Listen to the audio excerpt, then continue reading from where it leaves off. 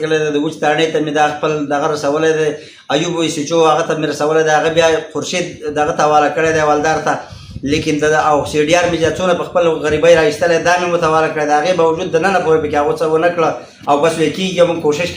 کړي. نو زما آی جي ته او مشرانو ته دا درخواست دی چې په هغو باندې زور راولي، زما دا مسله د الله دپاره حل کړي او څه ځای پورې دا خبره ورسوي، دا به د هغو ډېره مهرباني. الله خوشحاله کړه. السلام علیکم. د ګڼکپ تصویر د سکرین ښی غاړې ته او د بابا رابطه نمبر د سکرین ګس اړخ ته موجود دی. سید کریم بابا د ګلاباد تحصیل دنجي اوسېدونکی دی. په 22 مئی باندې په ګلاباد د بایپاس باندې د بوسو کاروبار ځان روان کړو چې د پېښور نه یو ګڼکپ چې کوم دی نو راغلی دی او د هغه سره بل ګڼکپ ملګری چې و نو د دنې په څه طریقه باندې پیسې ایستلې دغه قصه چې کوم دی دا به تاسو واورئ. زه پکې سره د خپل ځان نه دا خبره کوم چې یاره د اوښ پولیس ته چې کوم دی نو د ریپورټ کړی دی، خو د اوسه پورې نه د هغې چې کوم دی نو سی ډي آر راوستو او د چې کوم پرایویټ سی ډي آر یې په خپل خرچه باندې راایستلي د خپلو بچو نوڼۍ چې کوم دی نو ختمه کړې ده، خپلې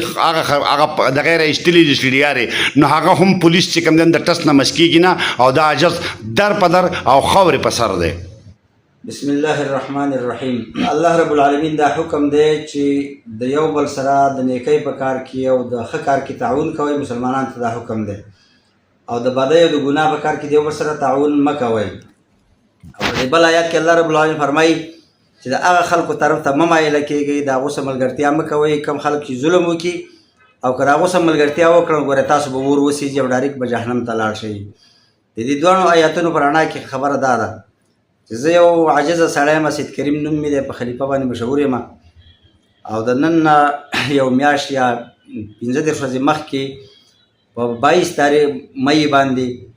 د سفرونو په دې بایپاس ما ځان له د بوسو څخه غریبي شروع کړې وه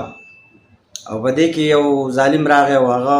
ما سره ځان په طریقه اشنا کړ او دوسې کړ، بیا بل کس راووښه، بیا خپل منځ کې سودا مودا شروع کړه او سودا یې لنډه ده چې په 15 لکه خپل منځ کې جوړ وکړ. هغه 15 لکه نه وروسته بیا د یوه د بل له دا 1 لک روپۍ ورکولی چې دا سودا به ستا سره پرته او سبا 11 بجې به زه راشم او ستا له به ستا پیسې درکړم. هغه ورسره نه منله دواړه ظاهري انډیوالانو، خو ما ته ځان یو چل جوړ کړی. بس زه تېر وتم د یو کس خواله ورغلم، ګاونډي مې و، هغه ته مې تاسو پیسې شته؟ هغه وایي او نو 3 لکه روپۍ هغه ما الله کړي د بوسو په نوم باندې چې لکه دی بوس راوړي او ما له بېنتې راکړي. هغه پیسې ما دې ظالم له ورکړلې او د ما له یو نمبر خپل راکړی دی چې د پېښور زه یم او نمکمنډۍ کې مې دوکان دی د صرافۍ او حاجي جاوید مې نوم دی او هغه پیسې چې له ما ورکړلې بیا هغه شی په ټوکي کې بند هغه ما سره کېښود. اوس مې بله صحیح نه دی معلوم چې څه شی دی، خو بهرحال ظاهري امانت یې راڅخه ایښودی دی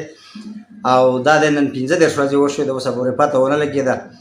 او زه په ژړا باندې ژاړم او هېڅ وس مې نوره خوا نه راځي. ما چې کومې پیسې وي هغه مغه سړي واخېستې او څه 1,10,000 روپۍ دا سړي لا باندې نور هم پاتې شوې. اوس کور کې رانه پیسې خلک غواړي خرچې دپاره، ماشومان دي مدرسه کې سبقونه ویل، هغه مدرسې سبقونه ټول خراب شو ځکه چې دا پیسې به ما په هغو اړو لګولې. نو ټولو مسلمانانو ته دا درخواست دی، د سوال دی چې دا سړی د الله د رضا دپاره هر ملګری بل ته شیر کوي او کوشش وکړي دا سړی د تصویر به موږ تاسو درولېږو او دا معلوم کړئ، اول ورته سوال وکړئ چې راشي او د خپل امانت واخلي، زما دا پیسې راکړي، زه ډېر غریب یم. او که نه نو تاسو د دې ملګرو سره تعاون وکړئ، دوی ته د شیر کوي، حکومتونو ته هم دا عرض دی چې داسې